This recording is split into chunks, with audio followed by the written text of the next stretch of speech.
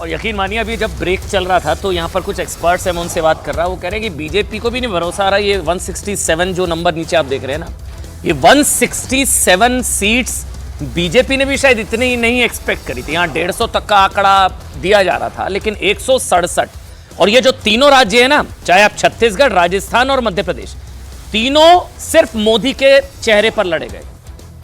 छत्तीसगढ़ में बीजेपी का कोई सीएम फेस नहीं था, राजस्थान में बीजेपी का कोई घोषित सीएम फेस नहीं, और मध्य प्रदेश में भी जब यह पूछा जा रहा था कि क्या शिवराज जी सीएम होंगे, तो कोई कुछ बोलने को तैयार नहीं। तो एक तरीके से वहां पर भी तीनों राज्यों में सिर्फ एक चेहरा मोदी। इसलिए आज सोशल मीडिया पर एक चीज सबसे ज्यादा ट्रेंड कर रही है, एक अकेला सब पर भारी, एक बंदा ही काफी है, ब्रांड मोदी, मोदी की गारंटी। और कुछ लोग मजाक, शहजाद मेरे साथ जुड़ गए हैं, शहजाद हैं मेरे साथ, शहजाद पूनावाला भारतीय जनता पार्टी के राष्ट्रीय प्रवक्ता हैं। शहजाद भाई बहुत बहुत स्वागत आपका, शहजाद पूनावाला। शांतनु है मेरे साथ, शांतनु जी बहुत बहुत धन्यवाद, आज आपने समय निकाला। कौशिक जी हैं, विजय जी हैं मेरे साथ, ऋषि मिश्रा हैं, ऋषि भाई आपका। लेकिन शहजाद, ये मैं नतीजों से ज्यादा मैं अभी कुछ और भी सोशल मीडिया पर ट्रैक कर रहा था, ये नॉर्थ साउथ डिवाइड का क्या खेल शुरू कर दिया कांग्रेस ने भाई?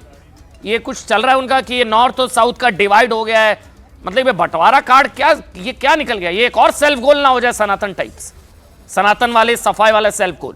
शहजाद पूनावाला,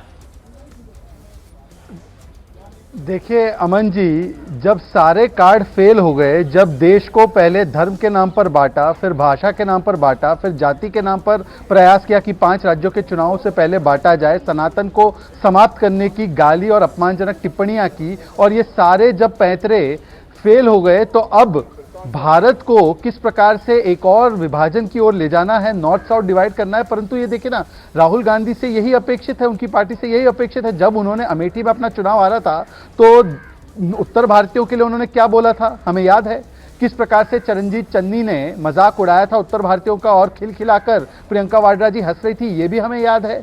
तो कहीं ना कहीं अब जब सारे कार्ड फेल हो गए और जब ओबीसी कार्ड इन्होंने जो खेला, उसको तो जनता ने इस प्रकार से नकारा। आप देख लीजिए, जो भी ओबीसी बाहुल इलाके हैं या जो भी एससी एसटी बाहुल इलाके हैं, वहां पर तो मोदी की गारंटी पर बढ़ चढ़कर लोगों ने वोट किया है। मतलब मोदी की गारंटी, संगठन की मजबूती, सुशासन की नीति और भारतीय जनता पार्टी की जो रणनीति है, इसको मुहर लगाने का काम किया है। तो ये राहुल गांधी की नई नौटंकी है कि भारत को ही अब विभाजन की ओर ले जाए, नॉर्थ साउथ डिवाइड पैदा करे। और मुझे एक बात बोलनी है, ये आपको याद होगा, हिलरी क्लिंटन ने एक बार अपने एक वोटर्स के समूह के लिए कहा था बास्केट ऑफ डिप्लोरेबल्स।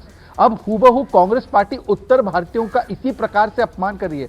क्या कहना चाहती है कांग्रेस पार्टी कि जिस उत्तर भारतीयों ने लगातार गांधी परिवार को प्रधानमंत्री बनाया, आज क्योंकि वो उनके बेटे को वोट नहीं दे रहे हैं, तो उनका अपमान किया जाना चाहिए? अच्छा, वही दूसरी तरफ शहजाद को अब पीएम ने तेलंगाना के लोगों के लिए एक मैसेज दिया, प्रधानमंत्री ने। भाई कांग्रेस क्या कर रही है, वो बंटवारा पॉलिटिक्स, बंटवारा कार्ड, लेकिन प्रधानमंत्री ने तेलंगाना के लोगों के लिए एक मैसेज दिया है कि my dear sisters and brothers of Telangana, thank you for your support to the BJP. Over the last few years, this support has only been increasing and this trend will continue in the times to come. ये प्रधानमंत्री ने tweet करा है। ये लगातार अंग्रेजी में, हिंदी में, और तेलंगाना के लोगों के लिए भी जनता जनार्दन को नमन। मध्य प्रदेश, राजस्थान, छत्तीसगढ़ के चुनाव परिणाम बता रहे हैं कि भारत की जनता का भरोसा सिर्फ और सिर्फ सुशासन और विकास की राजनीति में है, उनका भरोसा बीजेपी में है। लेकिन शांतनु, कांग्रेस को क्या हो गया? मतलब कांग्रेस का भरोसा, हमें लग रहा था कि सनातन वाले सेल्फ गोल के बाद कांग्रेस शायद थोड़ा समझेगी कि नहीं भाई, ये सफाई की बात, तोड़ने और ये सारी चीजें। लेकिन अब ये डिवाइड, नॉर्थ साउथ डिवाइड